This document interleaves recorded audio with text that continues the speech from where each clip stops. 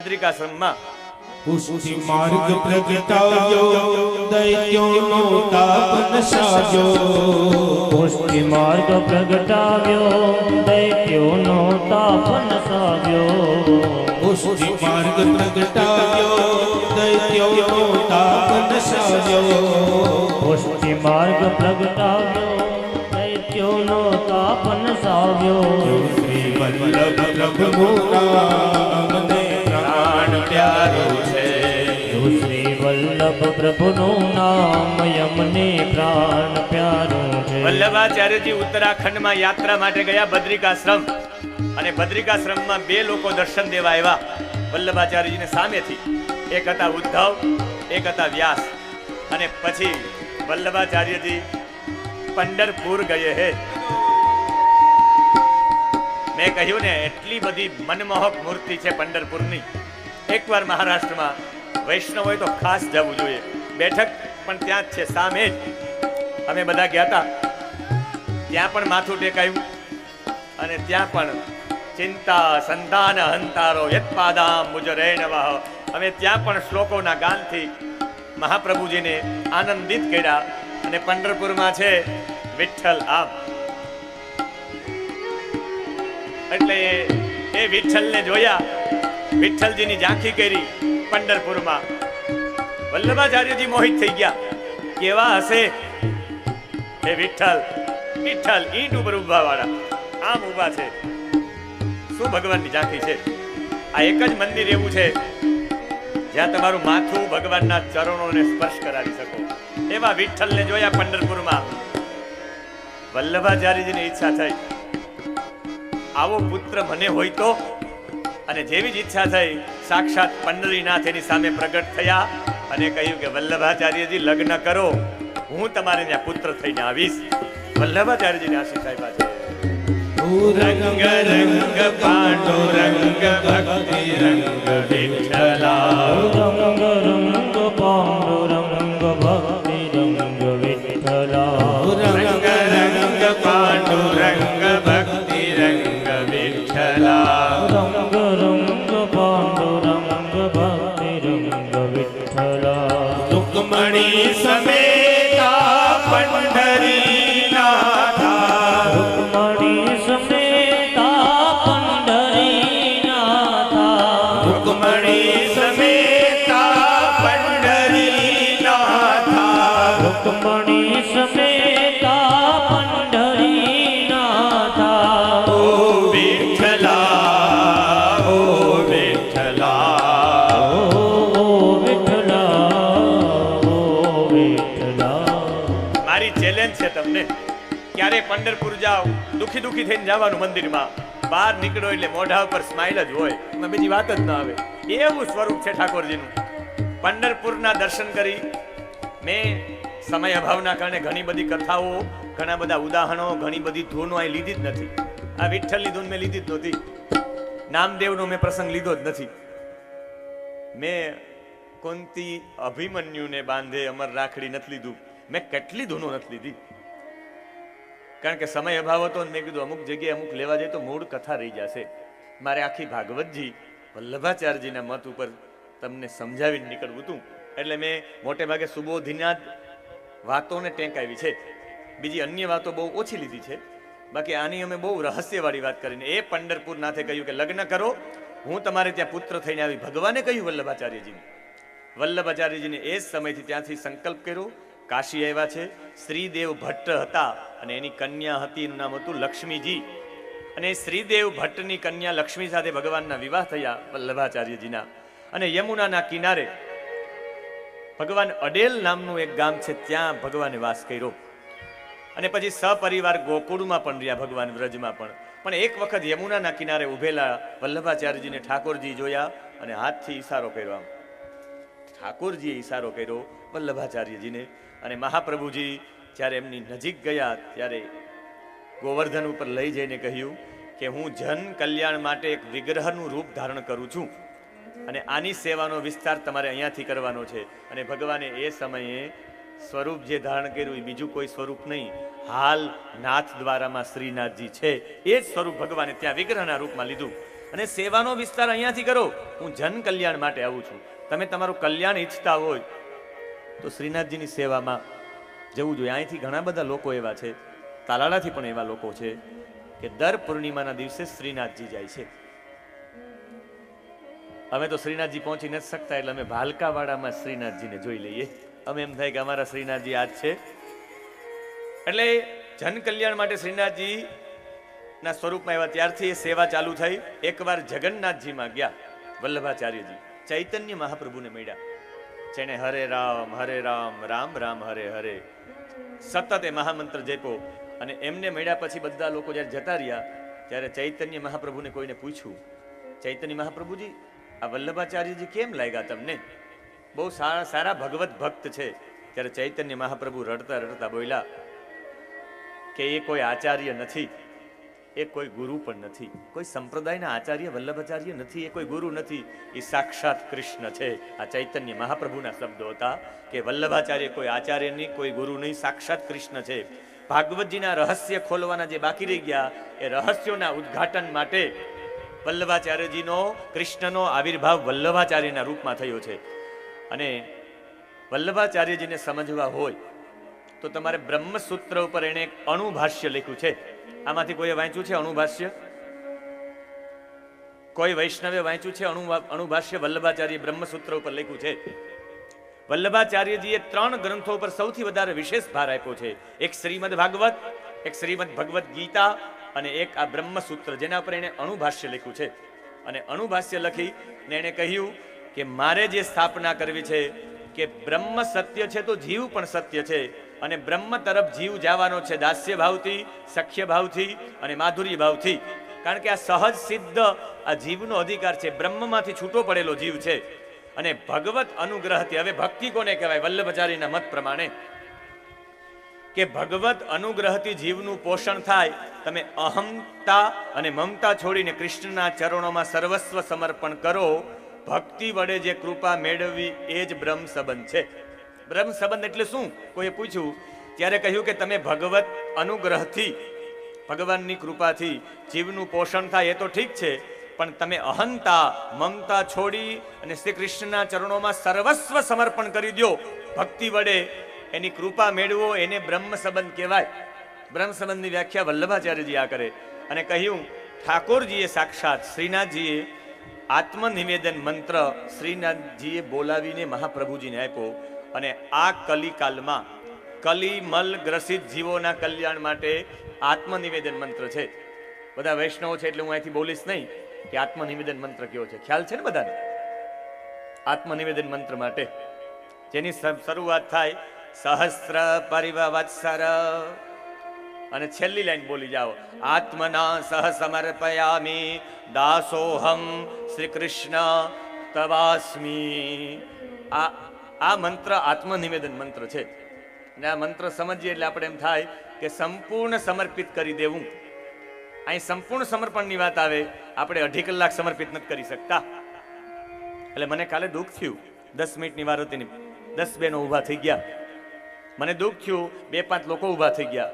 મને એમ થાય કે આત્મનિવેદન મંત્ર જેણે ગ્રહણ કર્યો છે, દીક્ષા લીધી છે, હે કૃષ્ણ તવાસ્મી દાસોહમ, શ્રી કૃષ્ણ તવાસ્મી જેણે કહ્યું છે એ સંપૂર્ણ સમર્પણ માટે બ્રહ્મ સંબંધ એને જ કહેવાય. સંપૂર્ણ સમર્પિત કરી અને ભક્તિ વડે ભગવાનની કૃપા મેળવે એને જ બ્રહ્મ સંબંધ કહેવાય.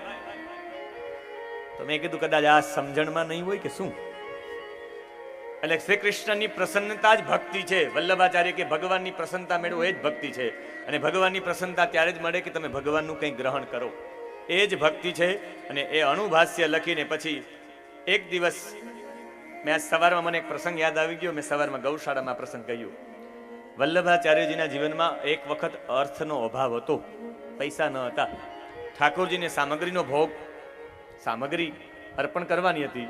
સોનાની વાટકી ઠાકોરજીની હતી, ગીરવે મૂકી વલ્લભાચાર્યજી. અને એ જ રસ્તે અત્યારે પૂજ્ય કહી શકાય કિશોરચંદ્ર બાવાશ્રીએ પણ આ જ કર્યું.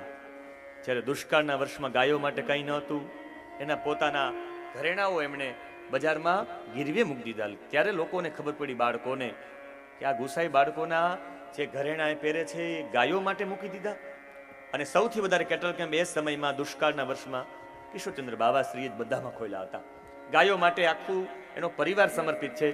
એમ ઠાકોરજીની સેવામાં સોનાની વાટકી ગીરવે મૂકી ભગવાનને ભોગ સામગ્રી અર્પણ કરી અને પછી પ્રસાદ ન લીધો વલ્લભાચાર્યજી. એટલે વૈષ્ણવે પૂછ્યું કે તમે પ્રસાદ કેમ ગ્રહણ ન કર્યો? ત્યારે કહ્યું કે પ્રભુને અર્પિત થયેલી વસ્તુ આપણે ન લેવી જોઈએ, મહાપાતક ગણાય.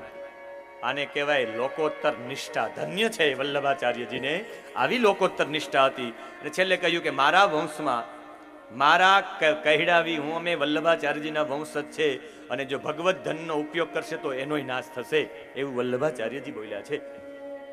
ભગવત દ્રવ્ય ભગવત કાર્ય માટે જ, અમારા માટે નહીં. એના માટે એની સ્પેશિયલ સેવા હોય. વલ્લભકુળના બાળકો વાર્ષિક એક સેવા લેવા આવે, એ સેવા એના માટે જ હોય. બાકી ઠાકોરજીનું અર્પણ કરેલું એ કંઈ પણ ઉપયોગ ન કરે. એટલે કહ્યું છે હરે શિષ્ય ધન શોક ન હરાઈ, સો ગુરુ ઘોર નરક પરહી.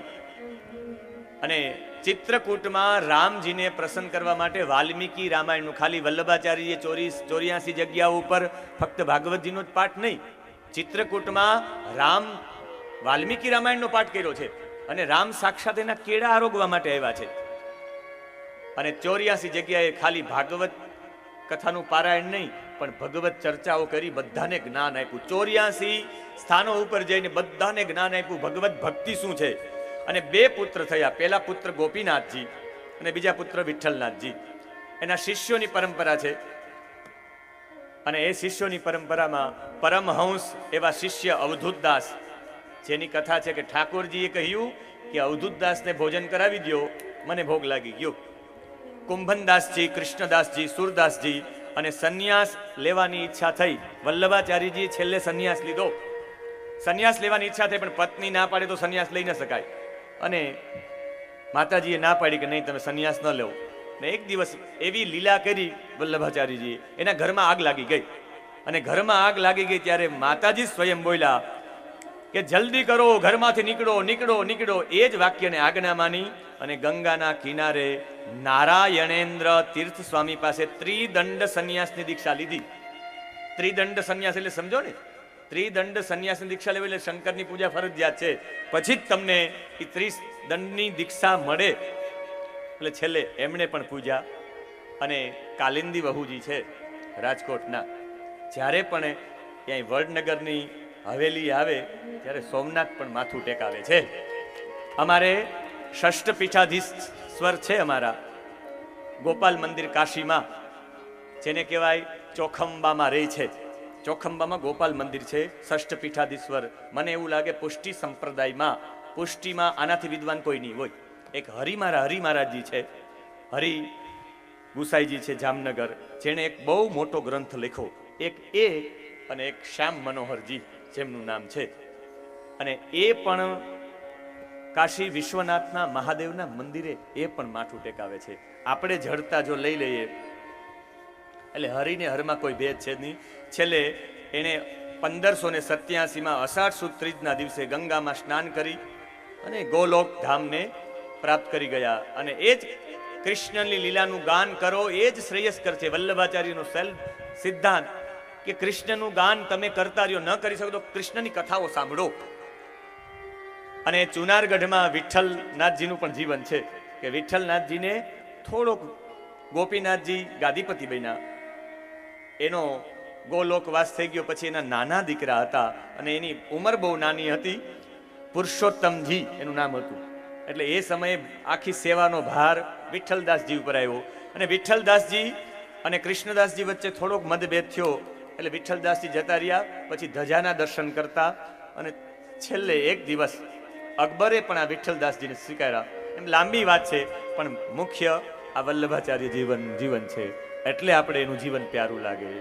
શ્રી વલ્લભ પ્રભુનું નામ અમને પ્રમાણ પ્યારું છે. વલ્લભ પ્રભુનું નામ. મારે હજી મારી પાસે 2 પેજ લખેલા છે ગોપીનાથના જીવન ઉપર. ગોપીનાથજી કોણ હતા અને વિઠ્ઠલદાસજી કોણ હતા. પણ તમને કંટાળો આવવા માંડ્યો, મને ખબર પડી ગઈ ચહેરા ઉપર. તમે આમ કહેવું છે કે અમે વૈષ્ણવો છીએ, પણ વલ્લભાચાર્યજીની વાતો આવે તો ઊભા થઈ જાવું, આળસ કરવું, આમ કરવું. એનાથી એવું લાગે હજી તો મારે સિદ્ધાંતો સમજાવવા. કાલ તમને ઝોકા આવી જાય તો ભલે આવી જાય, પણ મારે વૈષ્ણવ સિદ્ધાંતો સમજાવવા છે. એવા વલ્લભાચાર્યજીના શરણે સેવા માર્ગ ચલાવ્યો ભક્તિનો માર્ગ વિસ્તાર્યો સેવા માર્ગ ચલાવ્યો ભક્તિનો માર્ગ વિસ્તર્યો સેવા માર્ગ ચલાવ્યો ભક્તિનો માર્ગ વિસ્તાર્યો સેવા માર્ગ ચલાવ્યો ભક્તિનો માર્ગ વિસ્તર્યો શ્રી વિઠ્ઠલ પ્રભુનું નામ મને પ્રાણ પ્યારું છે શ્રી વિઠ્ઠલ પ્રભુનું નામ યમને પ્રાણ. આ યજમાન પરિવારને મારું નિવેદન પણ છે, તમે આ કથા કરાવી તો એક વધારે તમારી પર ભાર મૂકતો જાઓ. તમે જુનાગઢ જઈ અને કિશોરચંદ્ર બાવાજીની હવેલીથી એક સુબોધિનીજીનો ગ્રંથ લેતા આવો. ભાગવતજી ઉપર સુબોધિની જે ટીકા છે વલ્લભાચાર્યજી રચિત છે એ ગામમાં પધરાવો અને ગામમાં જે ભગત વાર્તા ચાલતી હોય, સત્સંગ ચાલતો હોય, એમાં રોજ 2 પેજ એના વાંચો તો ખબર પડે કે વલ્લભાચાર્યજીએ કયા સિદ્ધાંતો આપ્યા છે. આપણે સિદ્ધાંતોને વાસ્તવિકમાં નથી સમજ્યા. આપણે મર્યાદા સ્થાપી છે, ભક્તિ માર્ગની મર્યાદા. એ મર્યાદા સ્થાપવા વાળો એ મર્યાદી પુરુષ મર્યાદી થઈ ગયા. જે ભક્તિની મર્યાદા સમજવાળો છે મર્યાદી થઈ ગયા. વાસ્તવિકમાં આપણે મર્યાદી છીએ. આપણે અપ્રસમાં રહીએ, ઠાકોરજી આપણે ત્યાં બિરાજે. એ સેવા પણ આપણી સંપૂર્ણ સમર્પણની સેવા છે, પણ આપણે સિદ્ધાંત નથી સમજતા. અને સિદ્ધાંત સમજવા માટે કદાચ કોઈ ગુરુ સિદ્ધાંત ન સમજાવે તો કંઈ નહીં.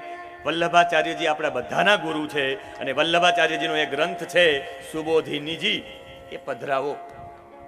બહુ ઓછા, બહુ એટલો બધો ખર્ચાળ પણ નથી, પણ મારું નિવેદન છે કે એટલું તમે આ ખર્ચ કર્યો છે તો ગામમાં એક સુબોધિનીજી પણ પધરાવો અને ગામના સત્સંગમાં થાય. તમારા પિત્રોની મુક્તિ થઈ જાય, વૈકુંઠમાં એનો વાસ થઈ જાય. એની કંઈક 3-4 હજાર કિંમત હશે, ખબર નથી કેટલી કિંમત છે, પણ એ 3-4 હજારનો એક વિશેષ પ્લસ કરીને મારા દક્ષિણાના કવરમાં ઓછું મૂકજો, બાકી એમાં પ્લસ કરી સુબોધિનીજી પધરાવો. કારણ કે જ્યાં સુધી સિદ્ધાંત નહીં સમજીએ ત્યાં સુધી કૃષ્ણને કેમ સમજ? આપણે બની ગયા છે 100%, કંઠી પહેરીએ છીએ પણ વાસ્તવિકમાં સમજતા નથી કે આ તુલસીની માળા એટલે હું કૃષ્ણાર્પણમસ્તુ થઈ ગયો છે. મારા ગળામાં તુલસીની માળા છે, તુલસી જેના ઉપર અર્પણ થઈ જાય સમજી લેવાનું કૃષ્ણને સમર્પિત. તો હું કૃષ્ણને સમર્પિત, મેં કંઠી પહેરી તો એ હું 2.5 કલાકમાં ઊભો થઈ જાઉં. આ શું સમર્પિત થયા છે? એટલે એ સિદ્ધાંતની મને ક્યાંક એવું લાગે કે વલ્લભાચાર્યજીના વિચારો મેં કાલના ફેસબુકમાં મારામાં લખ્યું છે. એ ફેસબુકમાં લખ્યું વીરપુરમાં વૈષ્ણવો વચ્ચે વલ્લભાચાર્યજીના વિશદ વિચારોનું વાવેતર. મેં એવું વ કરીને બધામાં લખ્યું છે. એટલે હું વલ્લભાચાર્યજીના સિદ્ધાંતોનું વાવેતર કરવા આવ્યો છું, એના વિચારોનું વાવેતર કરવા માંડવા આવ્યો છું. એટલે એક સુબોધિનીજીની ખાસ વસાવજો ગામમાં, વૈષ્ણવોને મારું નમ્ર નિવેદન છે. એટલે વલ્લભાચાર્યજી કહે છે એમ ગાયો ચરાવવા માટે ભગવાન ગયા છે. હવે ધેનુકાસુરની મુક્તિ કરવી છે.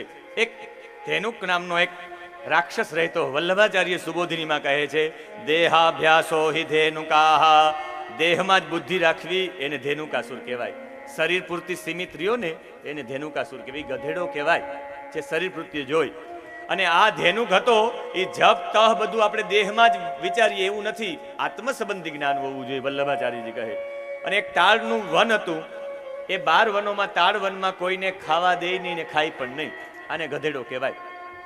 એવા બધા ઝાડ ઉપર ફળ હતા પણ કોઈને ખાવા ન દે. કૃષ્ણ પાસે બધા એવા કહ્યું કે બલ્લુ ભૈયા જાઓ, અને બલભદ્રભાઈ ગયા, હલાવ્યું ઝાડ, બધા તાડના જ બધા વૃક્ષોમાંથી ફળ પડી ગયા, બધા ખાવા માંડી ગયા. ધેનુકાસુર આવ્યો ગધેડાના રૂપમાં અને બલદેવજીએ પગ પકડીને જોરદારનો તાડના ઝાડ સાથે ભટકાયો. રામ નામ સત્ય થઈ ગયું.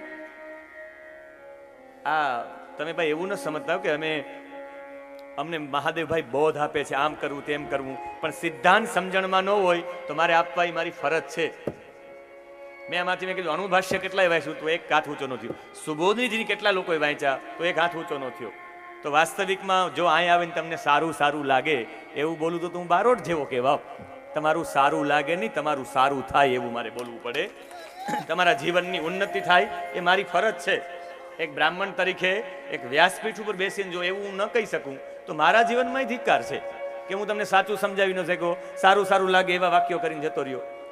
એટલે લેખ 1 મિનિટ માટે ઠેસ તમને પહોંચશે, પણ આ કાયમી માટે, હંમેશા માટે સુબોધિનીજી તમે વાંચશો ત્યારે તમે મને યાદ કરશો. એ મને પાક્કું યાદ છે. જ્યારે પણ તમે સુબોધિની જોશો ત્યારે 100% મને યાદ કરવો પડશે. અને તમારા જીવનમાં એક નવો એકડો ઘૂંટાઈ જાય.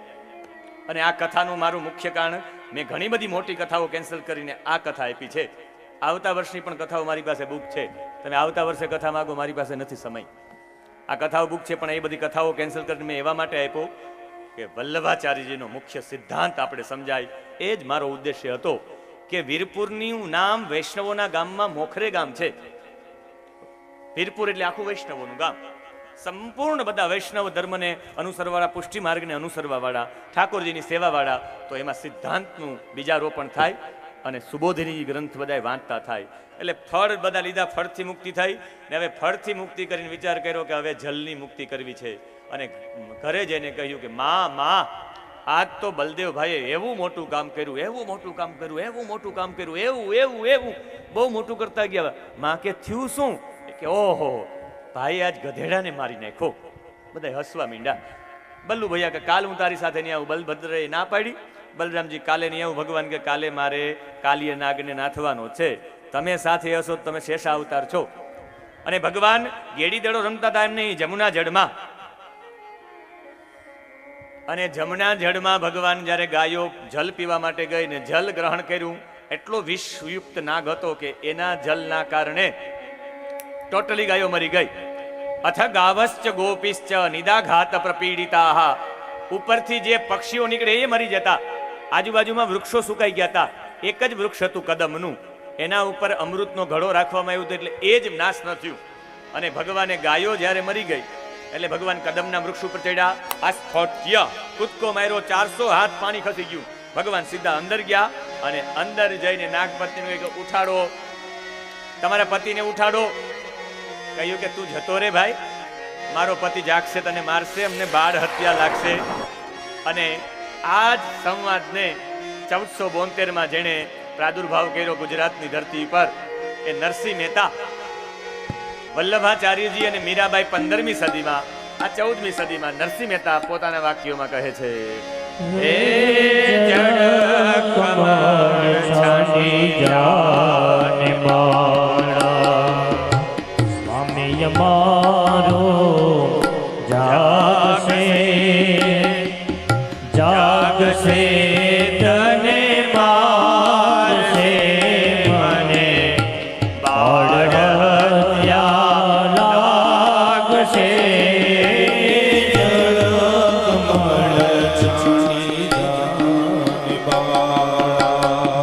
કહે બળદ તું માર્ગ ભૂલ્યો, કે તારે વળાવ્યો, નિશ્ચય તારો કાળજ ખોટ્યો, અહીંયા તે સિદ્ધ આવ્યો.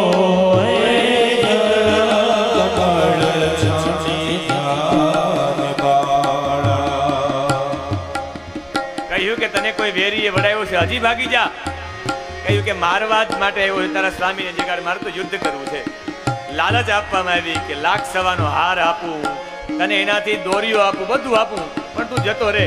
કૃષ્ણ કહે એવી લાલચ ન આપો, તારા પતિથી છાનું આપવું એ ચોરી કહેવાય. મારે એવી ચોરી તારી પાસે નથી કરાવી. જગાડ તારા પતિને.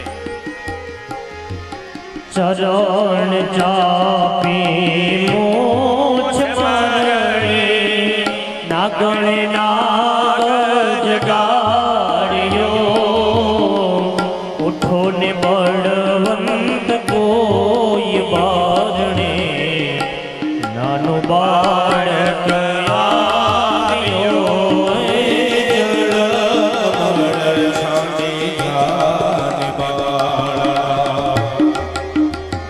મૂછ મરડી ચરણ છાપીને જગાડ્યો. કારણ કે સર્પ છે ને, એને કાન ન હોય, એને આંખ હોય જેના કાન હોય. સર્પ આંખ બંધ કરે ને ત્યારે એ આંખ કાનનું કામ કરે. આંખ ખોલ નાખે એટલે બેરો થઈ જાય. ખુલ્લી આંખે સાંભળી ન શકે, ખુલ્લી આંખે જોઈ જ શકે. ઓલા બીણ વગાડતા હોય ને, એ જોય એટલે આમાં આમ કરે, બાકી આંખ બંધ કરે તો એ આંખ કાનનું કામ કરે. એટલે એક નામ છે ચક્ષુશ્રવા.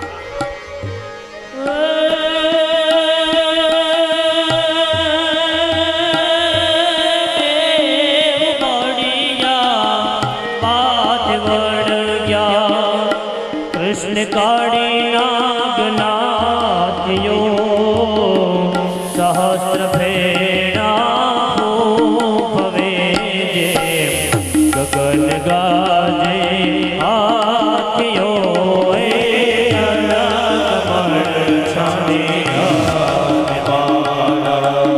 બંને વચ્ચે યુદ્ધ થયું ને એ સમયે ભગવાનના મર્મ સ્થાનોમાં ડંક માર્યા છે અને જેવા દંશ માર્યા છે ભગવાન બેભાન થઈ ગયા અને એક કાલીય નાગ વીંટળાઈ ગયો ભગવાનની અને કાલીય નાગ વીંટળાઈને ઉપર આવ્યો યમુનાના ધરાની બહાર બધા જોવા માંડ્યા એ સમયે ગાવો વૃષા વત્સર્ય ક્રંદમાના સુદુખિતા રડવા માંડી ગોપીઓ રડવા માંડી ગાયો બળદો રડવા માંડ્યા ભગવાનને બધા સ્થાનમાં મર્મ સ્થાનમાં ડંખ માર્યા હતા ભગવાન બેભાન હતા અમારો કૃષ્ણને કંઈ થઈ ગયું કૃષ્ણને કંઈ થઈ ગયું પણ સેજ પકડ ઢીલી થઈ અને પકડ ઢીલી થઈ કૃષ્ણ એટલી જ રાહ જોતા હતા પકડ ઢીલી થઈ એટલે નાગની ફેણમાંથી છટકીને ભગવાન સીધા ઉપર જતા રહ્યા 101 ફેણ હતી અને ભગવાને એના ઉપર તાંડવ કર્યું છે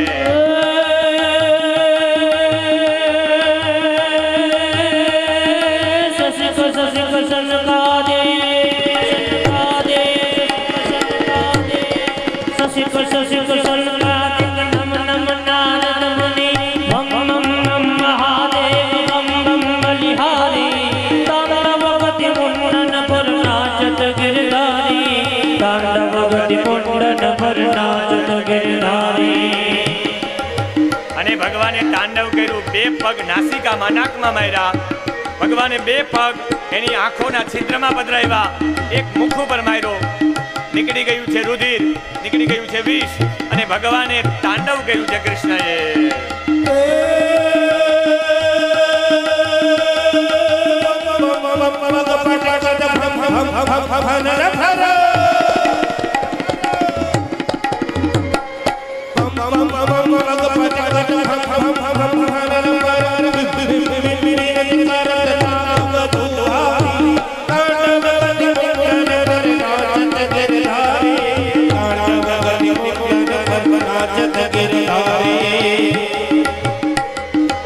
તાંડવ ભગવાને કર્યું આજ સુધી આવો નૃત્યકાર કોઈ નથી થયો કારણ કે સ્ટેજ ઉપર બધાય નાચે ભગવાન સ્ટેજ વિના નાચ્યા સર્પનો ભાગ ઉપરનો લીસામાં લીસો હોય ત્યાં ભગવાન નાચ્યા એટલે નટવર કહેવામાં આવે છે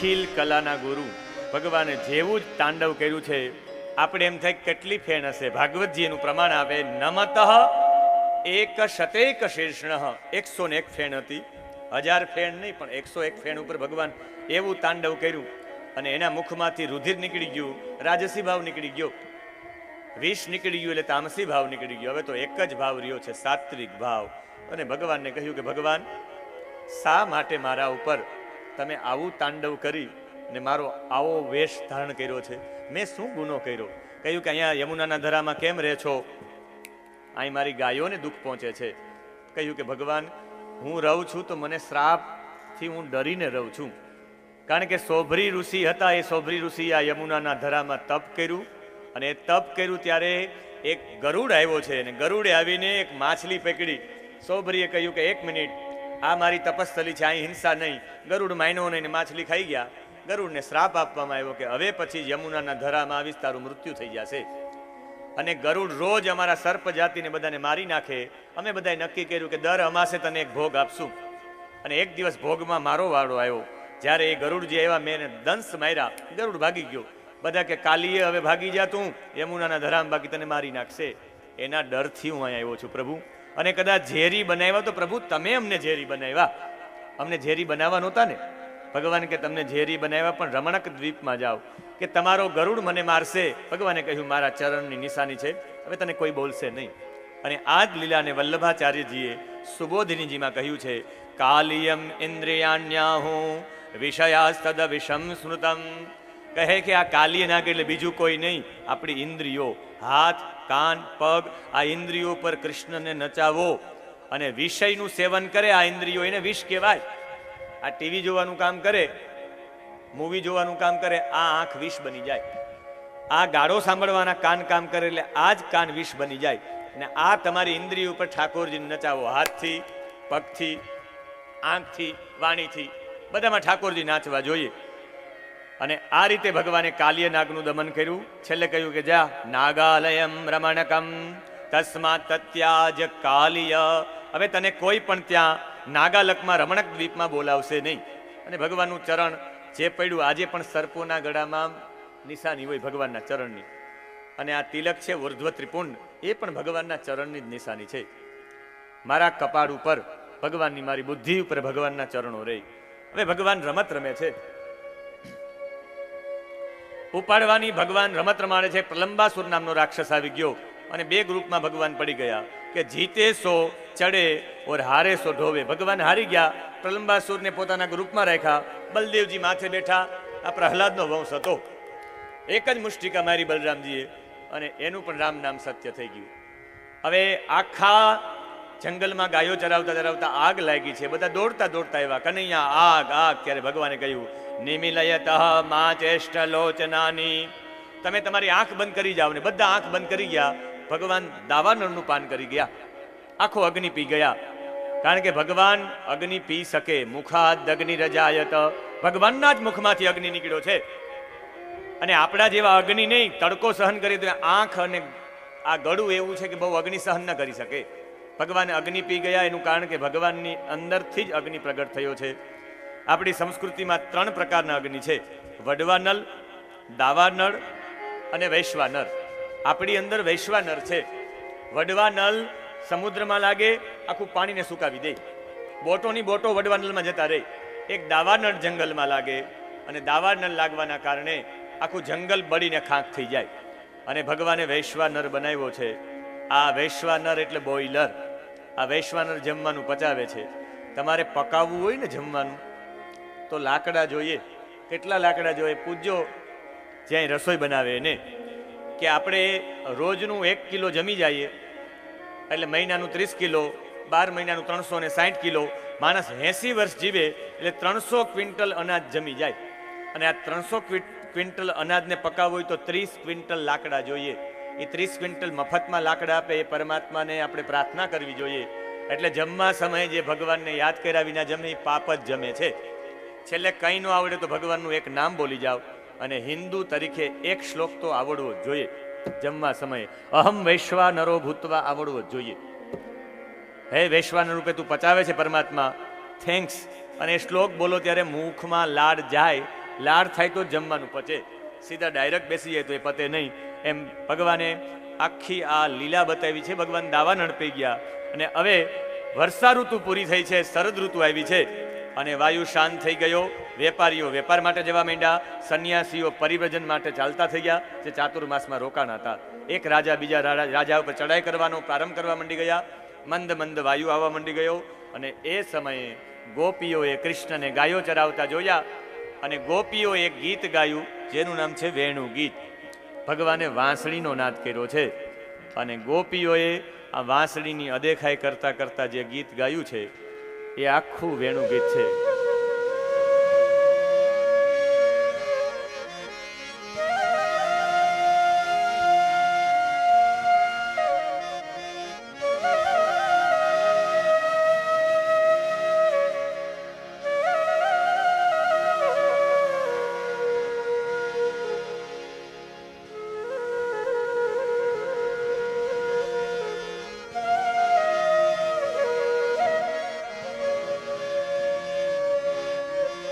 એટલે જ આજની આધુનિક કવિત્રી પણ આ વેણુની અદેખાઈ કરતા કરતા કહે છે કે આ વાંસળી તો એટલી બધી ભાગ્યશાળી છે કે કૃષ્ણની સાથે જ રહી.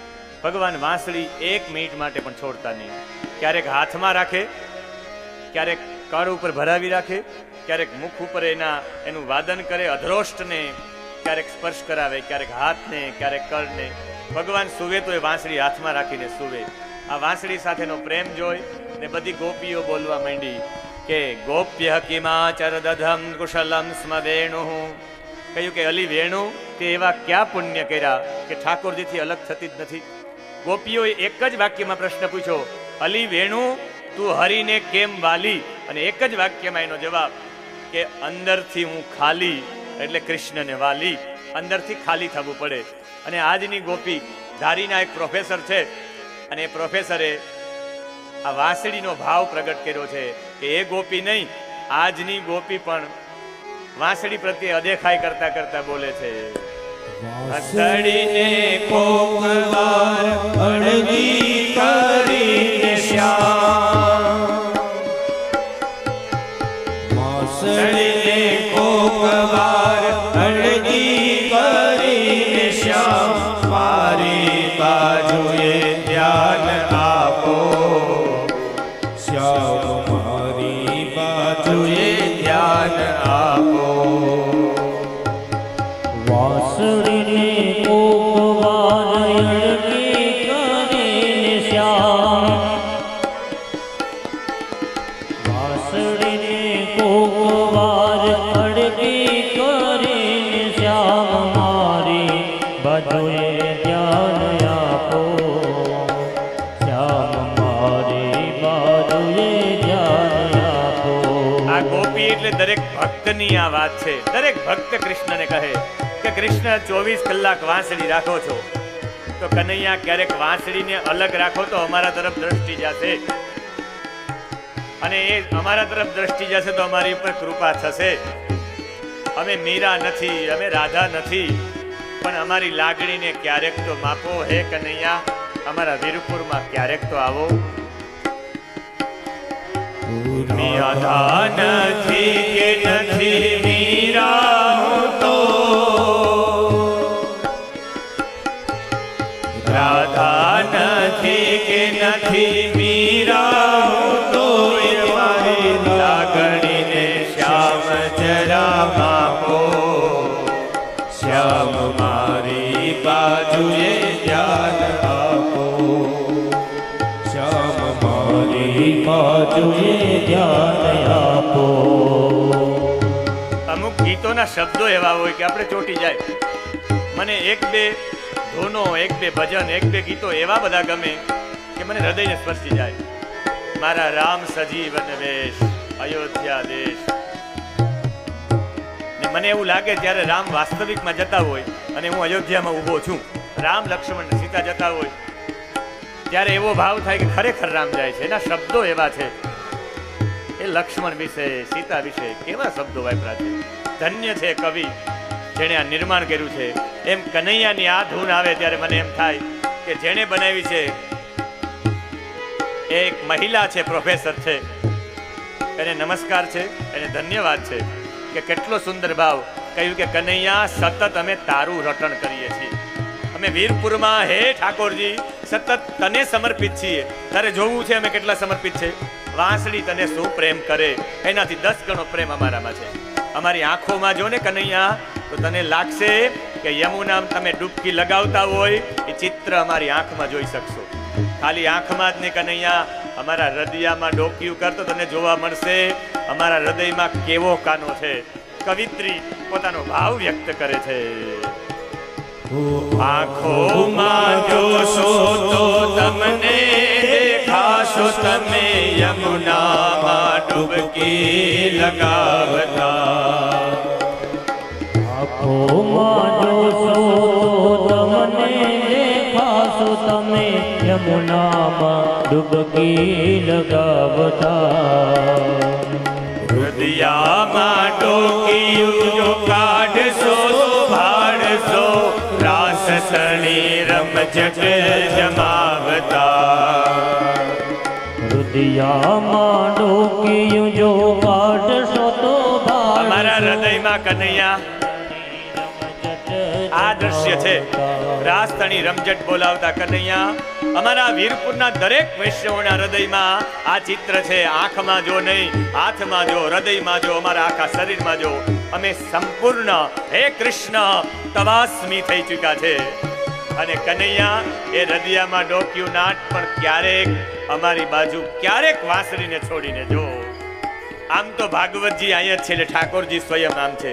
કેટલા આપણે નજીક છીએ ઠાકોરજીથી, પણ છતાં પણ એ ઠાકોરજીથી દૂર દૂર અને દૂર છે. કારણ કે ઠાકોરજીને ઓળખવા માટે અંતરની આંખો જોઈએ. એ અંતરની આંખો અમારી પાસે નથી કનૈયા. એટલા નજીક છતાં દૂર અને દૂર, એટલા નજીક છતાં દૂર અને દૂર, તમે ક્યારેક તો અંતરિયા કાપો.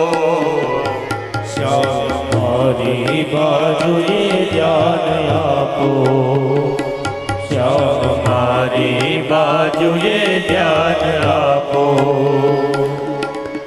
વાંસળીને કોક વાર અળગી કરીને શ્યામ, વાંસળીને કોક વાર અળગી કરીને શ્યામ, મારી બાજુએ ધ્યાન આપો. શ્યામ મારી બાજુએ ધ્યાન આપો.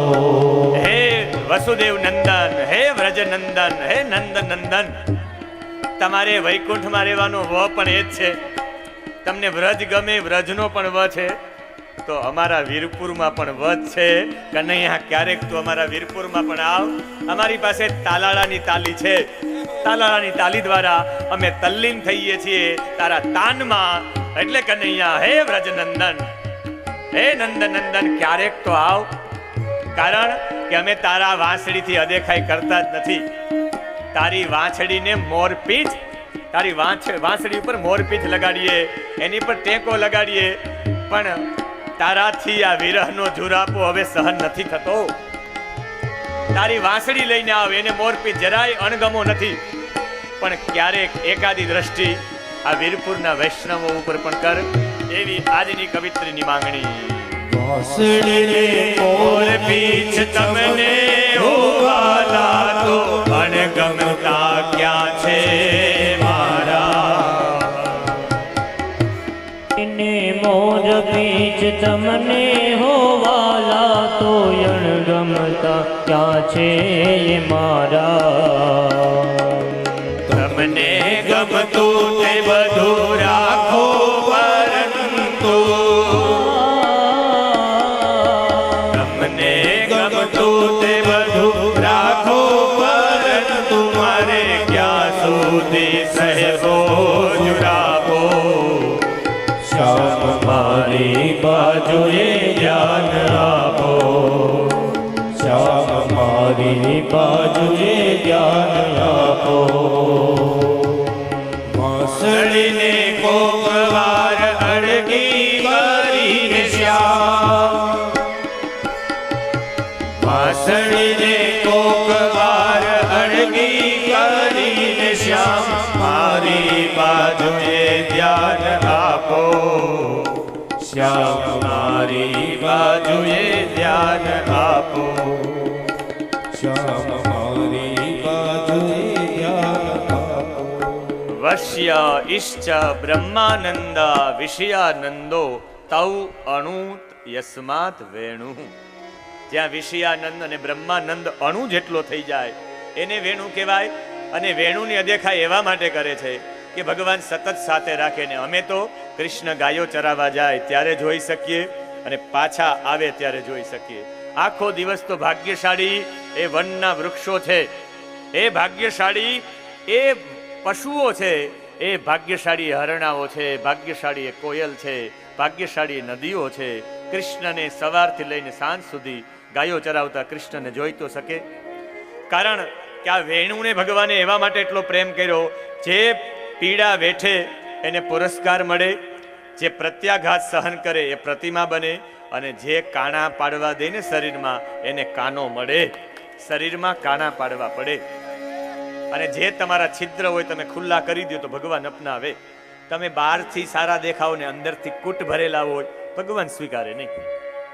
એટલે વાંસળીની જેમ ખુલ્લું થવું પડે. બાકી ઢોલની જેમ તમારા છિદ્ર ઢાંકી રાખો તો બધા મારવા જ મંડે. અને એના માટે તમારે વાંસળી બનવું પડે. અને આ ગોપીઓએ કહ્યું છે કે અમારા જીવનનું બીજું કોઈ ફળ જ નથી. હે પ્રભુ, આ આંખોનું ફળ એ છે સતત તારા દર્શન કરતું રહે. ભગવાન, અમારા કાનનું ફળ એ જ છે તારી કથા શ્રવણ કરતા રહે. નાકનું ફળ એ જ છે કે તુલસીની સુગંધ, આ નાકની સુગંધ લેતા રહે. અને આ જીહવાનું ફળ એ જ છે કે ચરણામૃતમ લેતા રહે. એટલે ગોપીઓ કહ્યું છે અક્ષણવતામ ફલમિદમ ન પરમ વિદામઃ સખ્યા પશૂનનો વેદ સયતોર્વયસ્યૈઃ વક્ત્રમ પ્રદેશસુતયોરનુવેણુજુષ્ટં યદ્વાનિપેતમનુરક્તકટાક્ષમોક્ષમ. કહ્યું કે આ ગોપીઓ સૌથી વધારે ભાગ્યશાળી છે. કે ગોપીઓ કહે કે ભીલડીઓ ભાગ્યશાળી છે જે કનૈયાને જંગલમાં જોઈ શકે. આ રીતે બધી ગોપીઓ સતત કૃષ્ણનું સ્મરણ કરે છે. પણ એક દિવસ હેમંત માસ આવ્યો, માક્ષર મહિનો, ગોપીઓએ વ્રત કર્યું છે. હેમંતે પ્રથમે માસે નંદ વ્રજ કુમારિકા.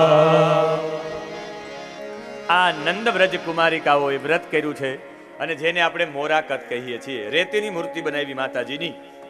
રેતીની મૂર્તિ બનાવી માતાજી પાસે ફળ ફૂડ ધરાવી માતાજીની પૂજા કરીને માતાજી પાસે માંગ્યું કે હે કાત્યાયની, હે મહામાયા, હે મહાયોગીની, હે મહાઅધીશ્વરી, નંદ ગોપસુતમ દેવી પતિમ મે કુરુતે નમઃ. એ નંદનો દીકરો અમારો પતિ બને.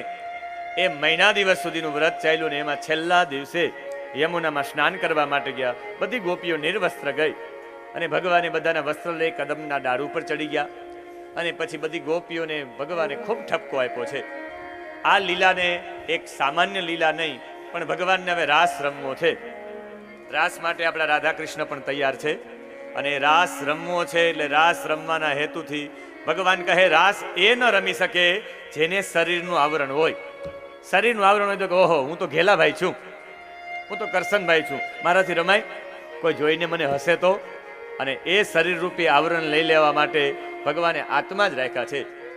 અને શ્રીમદ ભગવદ્ ગીતા કહે છે કે વાંસાંસી જીર્ણાની યથા વિહાય નવાની ગૃહ્ણાતિ નરોપરાણી.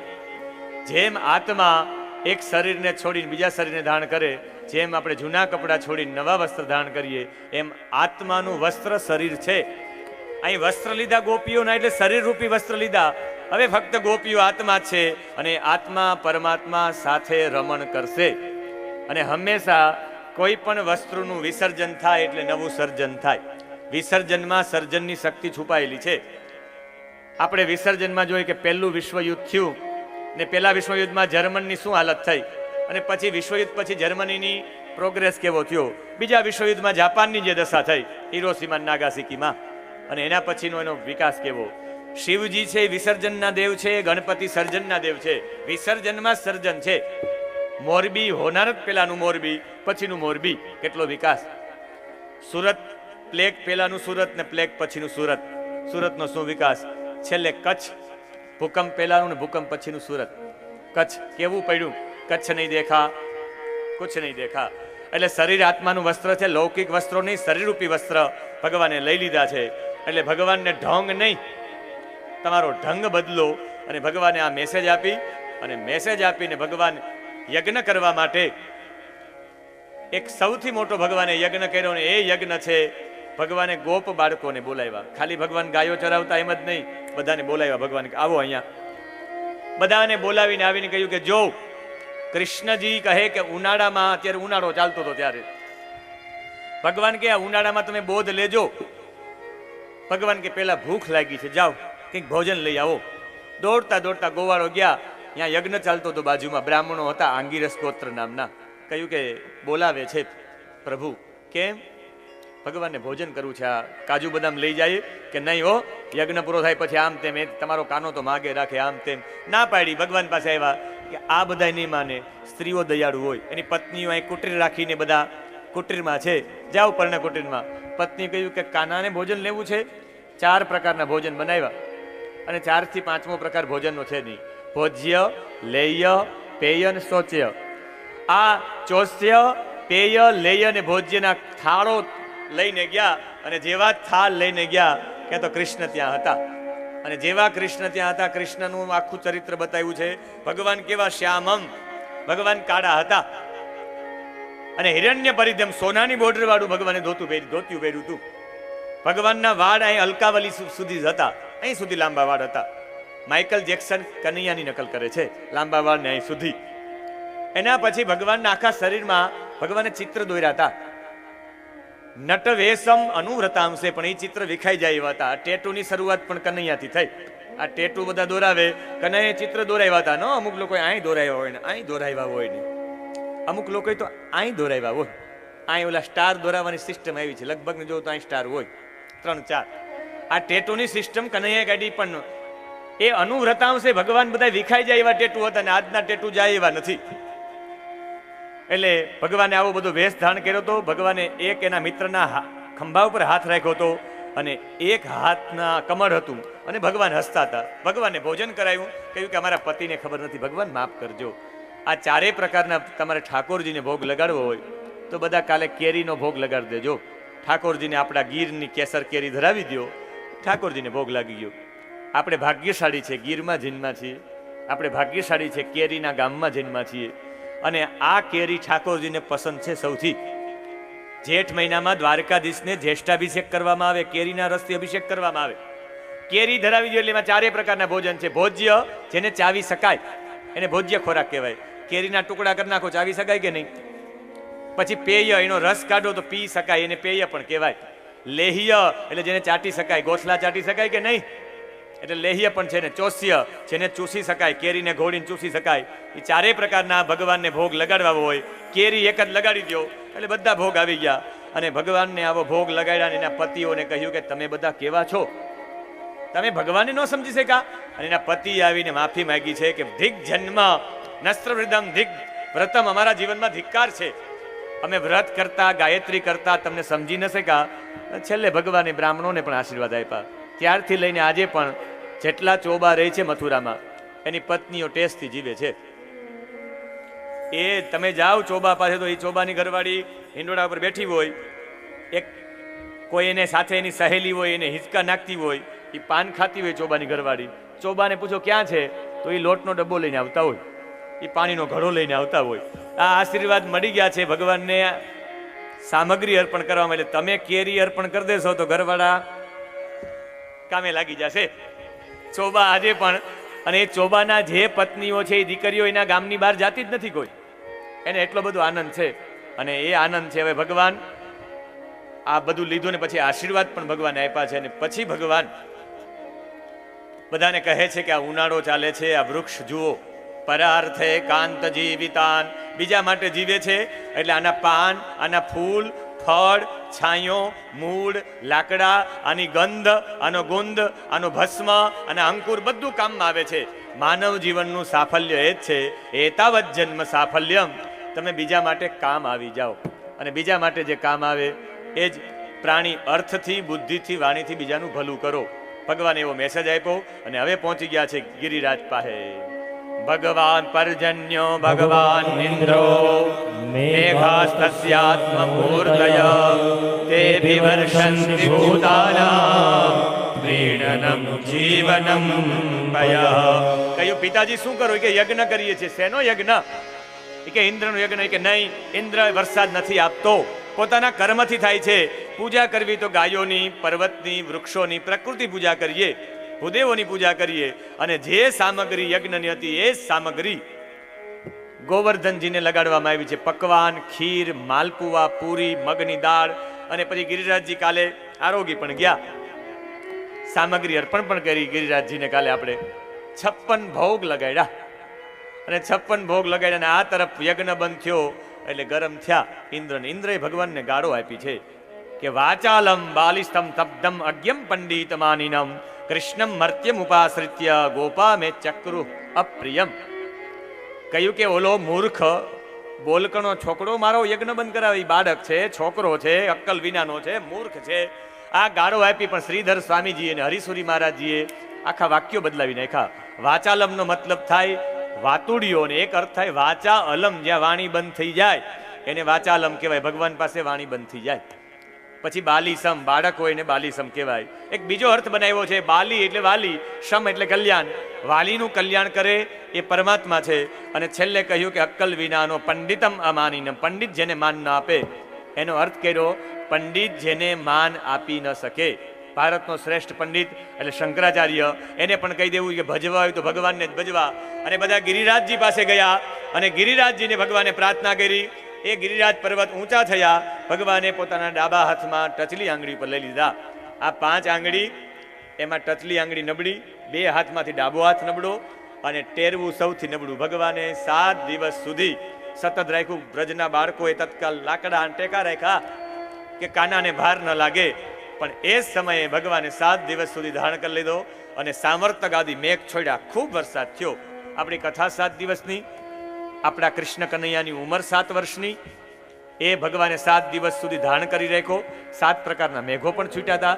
અને આજે પણ 7 કોષની યાત્રા થાય છે. અને ભગવાનજીએ ધારણ કરી રાખ્યો. એ સમયે બધા કે કૃષ્ણના હાથમાંથી પડી ન જાય.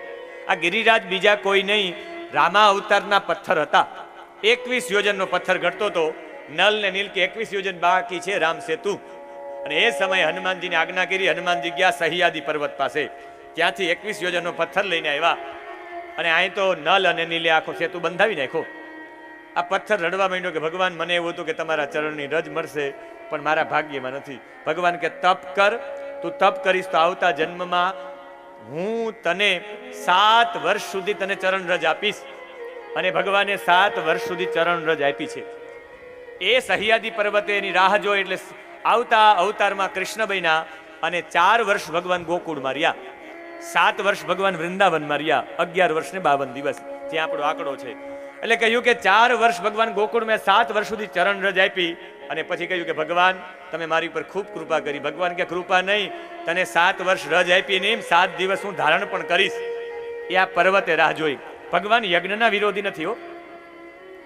ભગવાન બધાનું અભિમાન ઉતારવા માટે આવું કર્યું છે. અહીંયા ઇન્દ્રનું અભિમાન ઉતારવું એટલે ભગવાને યજ્ઞની ના પાડી છે. ભગવાને કાલિય નાગનું અભિમાન ઉતાર્યું છે. ભગવાને કામદેવનું રાસલીલામાં અભિમાન ઉતારશે. ભગવાન યમનું અભિમાન ઉતારશે ગુરુપુત્રને લઈ આવીને. બ્રહ્માજીનું અભિમાન ઉતારશે. ગાયોના વાછડાઓ બની અને ગોપ બાળકો બનીને ઉતાર્યું છે. ઇન્દ્રનું અભિમાન, વરુણનું અભિમાન, નંદ બાબાને વરુણ લોકમાંથી લઈ આવશે. દેવત્વ સિદ્ધ કરવું હોય, ઈશ્વરત્વ સિદ્ધ કરવું હોય તો ભગવાને આવું અભિમાન ઉતારવા પડે. ને ભગવાને અભિમાન ઉતાર્યું છે. 7 દિવસ સુધી બાળકોને, ગોપ બાળકોને, ગાયોને બધાને સાથે રાખ્યા. અને સાથે રાખ્યા ને પછી જ્યારે વરસાદ બંધ થઈ ગયો, ઇન્દ્રને થયું કે સાક્ષાત પરમાત્મા છે, માફી માંગી. ને પછી ભગવાને ગોવર્ધનજીને નીચે રાખ્યા. એટલે ત્યારથી આપણે કહેવા માંડી ગયા છે, ગિરિરાજ ધરણ પ્રભુ તુમારી શરણ. गिरिराज धरण प्रभु तुम्हारी शरण. गिरिराज धरण प्रभु तुम्हारी शरण. गिरिराज धरण प्रभु तुम्हारी शरण. प्रभु तुम्हारी शरण, प्रभु तुम्हारी शरण. तुम्हारी शरण प्रभु तुम्हारी शरण. तुम्हारी शरण प्रभु तुम्हारी शरण. तुम्हारी शरण प्रभु तुम्हारी शरण. गिरिराज ધરણ પ્રભુ तुम्हारी शरण. ભગવાન એક દિવસમાં 8 વખત સામગ્રી આરોગે. 7 દિવસ કઈ લીધું નહોતું. 7 8 ને 56 ભોગ લગાવ્યા. અને આને કહેવાય પરમાત્મા. 1 વર્ષ જ પૂજા બંધ કરીને ઇન્દ્રએ વરસાદ છોડ્યો. એટલા વર્ષોથી પૂજા કરી, યાદ ન રાખ્યું.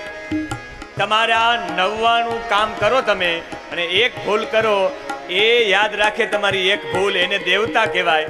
ને તમે 100 તમારી ભૂલો કરો ને 1 જ સારું કામ કરો, એ સારું કામ જ યાદ રાખે એને દ્વારિકાધીશ કહેવાય. તમારી ભૂલ યાદ રાખે એને દેવતા કહેવાય. તમારી અંદર કમી જુએ એ દેવતા, તમારી અંદર નમી જુએ એ દ્વારિકાધીશ. નમી જોઈ છે. અને ભગવાને એ સમયે માફી માગી. જેઠ મહિનામાં પૂનમના દિવસે ભગવાન ઉપર અભિષેક કર્યો સુરભી નામની ગાયથી.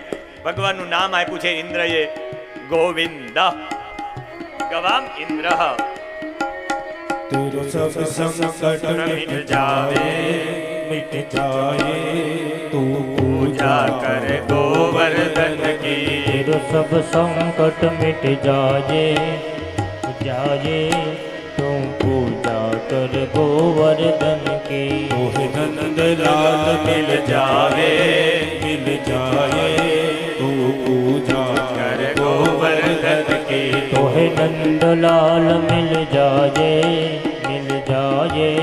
तुम पूजा कर गोवर्धन की तू पूजा कर गोवर्धन की तुम पूजा कर गोवर्धन की परिक्रमा दे मेरे गिरिवर की परिक्रमा दे मेरे गिरिवर की परिक्रमा दे मेरे गिरिवर की परिक्रमा दे मेरे गिरिवर की तेरे जन्म मरण मिट जाए